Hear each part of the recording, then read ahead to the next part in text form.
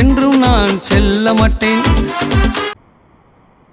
ஒரு மகிழ்ச்சியோடு உங்களை சந்திக்கிறேன். with you the happiness. ஏன்னா நாளுக்கு நாள் தேவன் நம்மை சந்தோஷப்படுத்திக்கிட்டே இருக்கிறார். Because God will happy us day to day.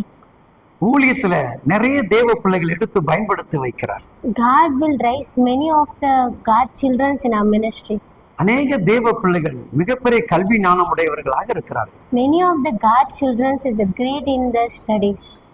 சிந்தித்து பார்க்கும்போது I think that இன்னும் தேவ பிள்ளைகள் God children அதிகமாக தேவனுக்கு பயன்பட வேண்டும் என்று ஒரு மனம் விருப்பம் வருகிறது.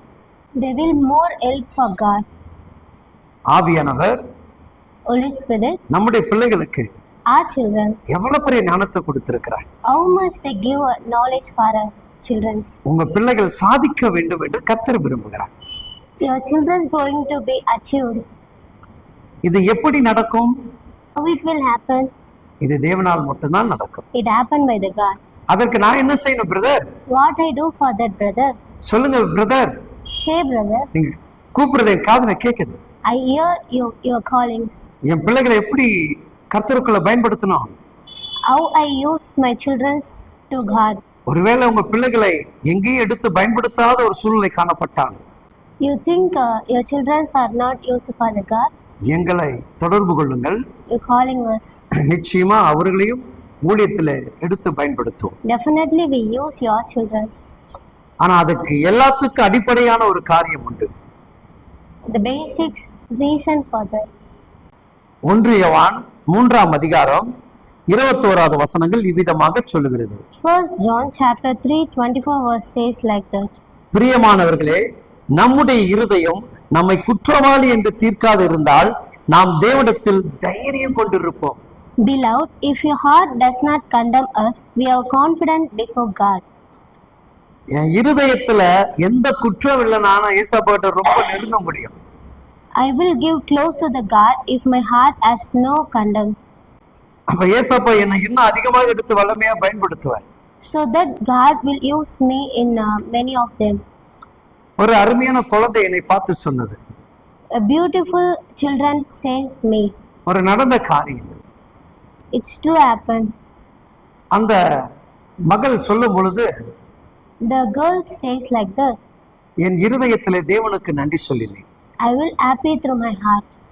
ஓடி வந்த அந்த குழந்தை சொல்லுச்சு. Run to me and says to me.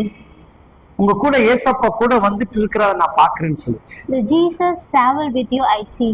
அந்த ஒரு நிமிடம் என் சரீரங்கள் புல்லரித்தது. 1 second my body will go spurts. அப்ப அந்த பிள்ளைக்கு என் பக்கத்தில் தேவன் இருப்பதை உணர்த்துகிறார். God will showing I am with me my brother. கவனித்து பாருங்கள்.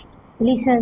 இது போல் நிறைய சாட்சிகள் இங்கு சொல்வதை நான் கேட்டிருக்கிறேன். I hear many testimonies who are saying here. சில தேவனை அறியாத சிலர் வந்து ஜெபிக்க வரும்போது some people who don't know the God will pray for me. உங்க முகத்தில் நான் ஒரு தேவ பிரசன்னத்தை பார்க்கிறேன்னு சொல்வார்கள். I will see in your face the presence of God. அப்ப இந்த இருதயம் சுத்தமாக இருந்தாதான் தேவ மகிமை முகத்தில் வெளிப்படும்.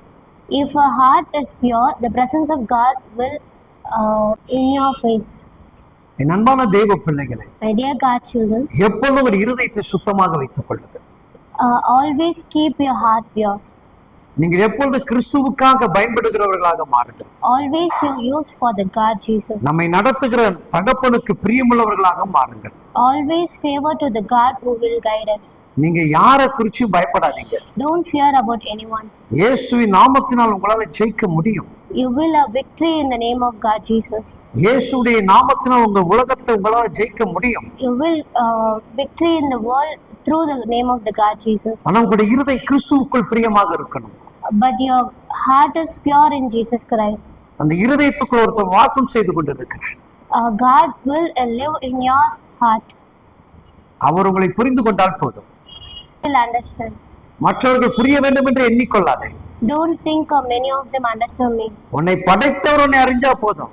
The God who created, he will understand you. அவருடைய சாயலை அழகாக வெளிப்படுத்தி காட்டுவார். He will exhibit his presence. ஒரே ஒரு காரியத்தை சொல்லிட்டு நான் செபிக்க போகிறேன். One thing I say, I will pray for you. ஒரு முறை நான் வாகனத்தில் கடந்து போய் கொண்டிருந்தேன். one time I will go through the vehicle. முன்னாடி ஒரு வாகனம் வந்து கொண்டு இருந்தது. In front of me, one vehicle was going.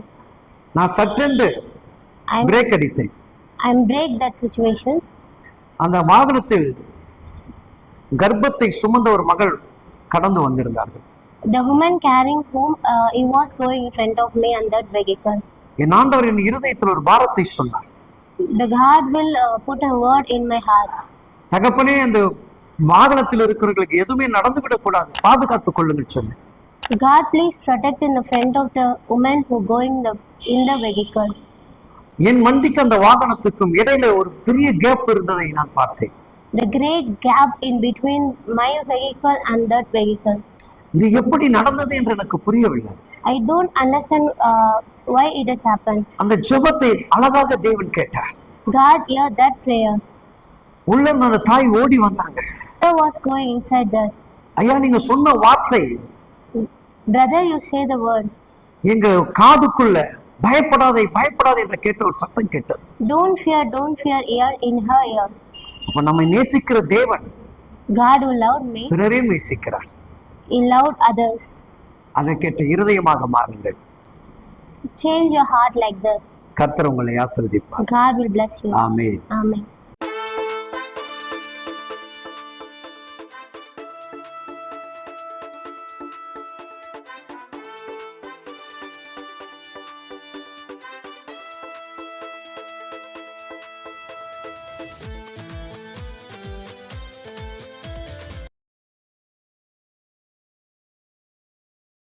Change your heart like that.